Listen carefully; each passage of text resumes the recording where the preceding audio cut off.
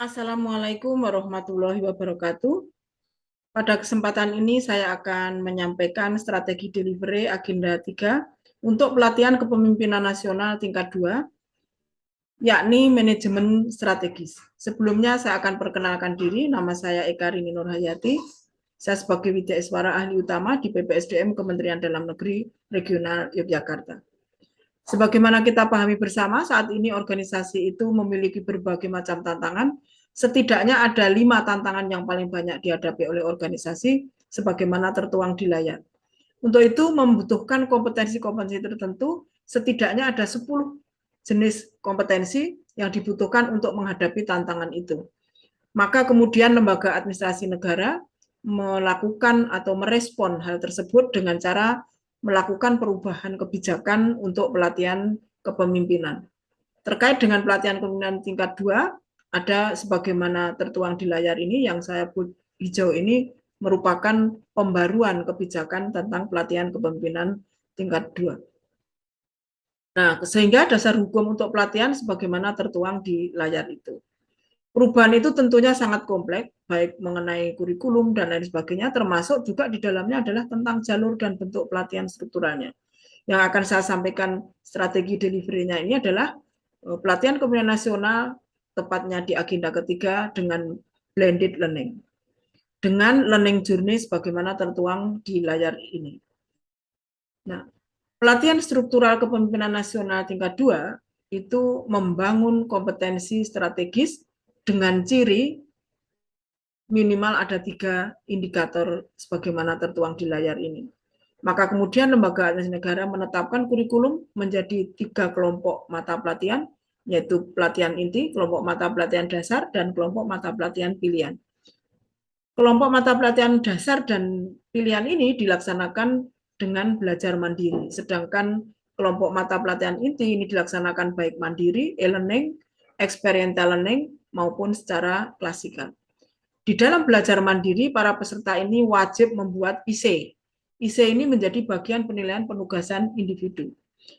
Dan kemudian dalam mata pelatihan inti ini ada 4 agenda. Agenda mengelola diri, kepemimpinan strategis, manajemen strategis, dan yang keempat itu agenda aktualisasi kepemimpinan strategis. Yang akan kita bahas ini adalah agenda ketiga, yaitu manajemen strategis. Nah, manajemen strategis ini deskripsinya adalah sebagaimana tertuang di layar ini, dengan target hasil belajar adalah sebagaimana tertuang di layar ini. Nah, di agenda manajemen strategis ini ada 4 mata pelatihan. Manajemen strategis sektor publik, isu strategis, marketing sektor publik, public-private partnership. Dengan materi pelatihan sebagaimana tertuang di layar. Nah, sekarang kita bicara tentang strategi delivery agenda 3.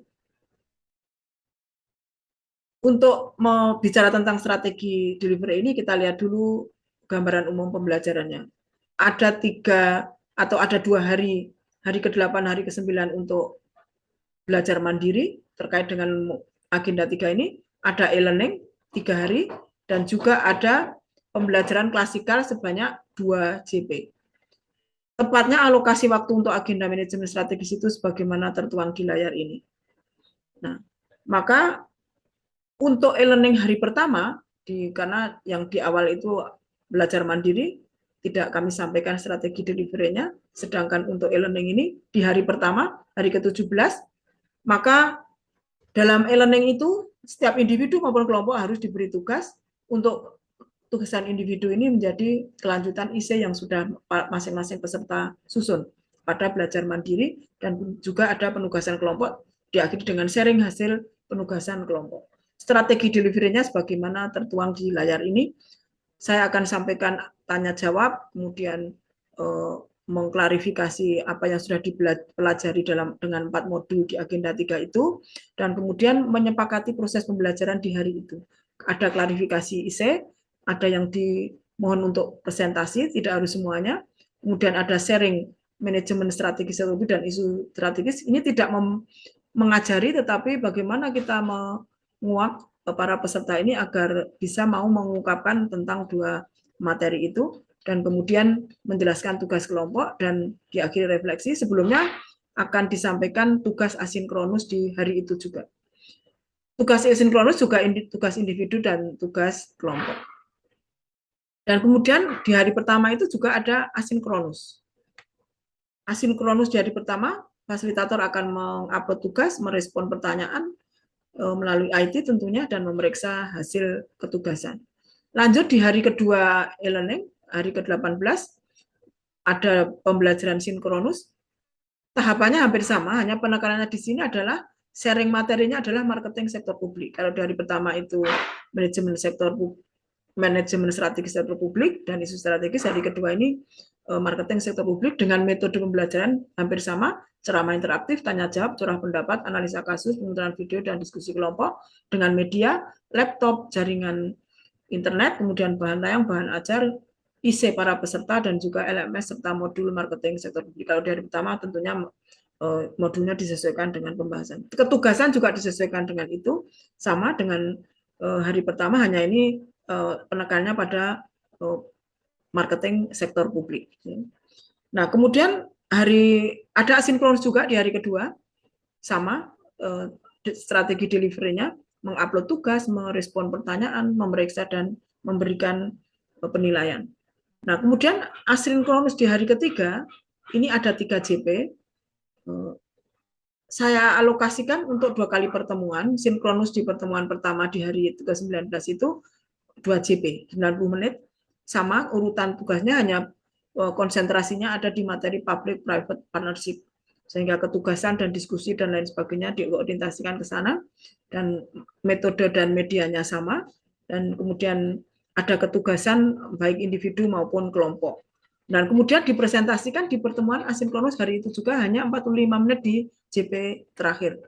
Nah, di situ mohon maaf, ini tugas asinkronus. Nah, tugas sinkronusnya ada 45 JP, di situ para peserta mempresentasikan atau fasilitator mempersilahkan untuk presentasi dan kemudian pendalaman, dan kemudian karena semua materi sudah dibelajarkan, dibahas di tahapan-tahapan sebelumnya, maka di sinkronus terakhir ini, JP yang terakhir ini, maka bersama peserta untuk menyimpulkan untuk agenda 3. Karena semua materi sudah terbelajarkan dengan baik dan ditutup dengan minta maaf, terima kasih, dan salam. Kemudian di agenda 3 ini yang terakhir adalah dengan klasikal. Pada saat klasikal ini, para peserta ini sudah menyusun draft rancangan proyek perubahan. Sudah melalui proses pembimbingan dan lain sebagainya sesuai dengan jadwal yang ada, maka kita manfaatkan itu, kemudian berbagi utamanya tentang agenda 3. Apakah manajemen strategi sektor publik di situ sudah terimplementasikan dengan baik, bagaimana menetapkan strategi, bagaimana menggunakan TOA, bagaimana, dan kemudian marketing mix-nya seperti apa, marketing sektor publiknya seperti apa, dan juga kalau ada peluang public private partnership-nya seperti apa. Mereka saling belajar satu peserta dengan yang lain, kita fasilitasi, dan kemudian juga ada yang presentasi. Kalau memungkinkan nanti ada peer 1, 2, 3 peserta berkumpul dan kemudian saling sharing itu tentang agenda 3 dalam rancangan proyek perubahannya, dan kemudian diakhiri dengan membuat kesimpulan bersama peserta dan menutup pembelajaran dengan ucapan terima kasih, mohon maaf, dan salam.